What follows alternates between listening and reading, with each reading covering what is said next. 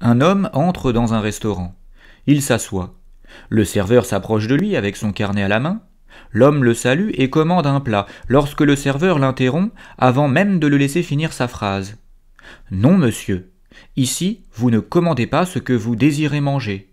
Ici, vous choisissez un cuisinier et c'est lui qui choisira ce qu'il cuisinera pour vous, ce qu'il y a de meilleur pour vous. » « Et pourquoi cela ?» s'étonne le client. Et le serveur de répondre. « Parce qu'ici, le client est roi. Ici, vous êtes en démocratie, mon cher monsieur. Vous êtes dans un restaurant où vous avez le luxe de choisir votre cuisinier. Vous êtes dans un restaurant où vous avez le pouvoir. » Le client s'insurge. « Vous vous moquez de moi ? Si je suis roi, donnez-moi la couronne, et non la possibilité de choisir la tête sur laquelle je la pose.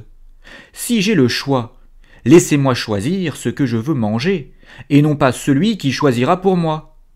Allez raconter vos histoires aux enfants qui font la queue dehors, et servez-moi ce que je m'apprête à vous commander.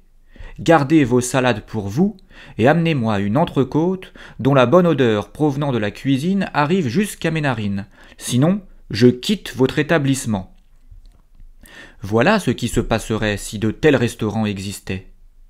Alors, me vient une question.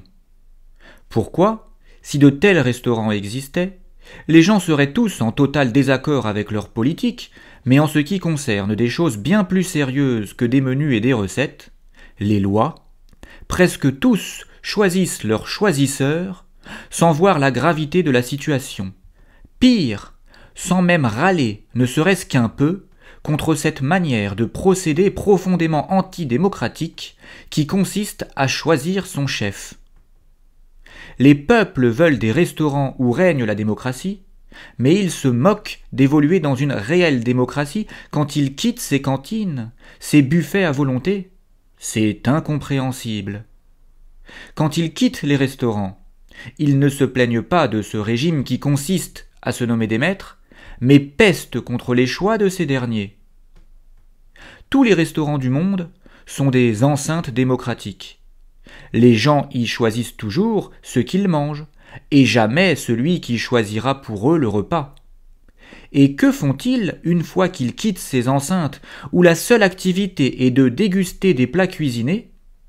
Ils n'arrivent plus à comprendre que choisir celui qui choisira pour eux n'a rien de démocratique et se vantent même d'avoir ce droit.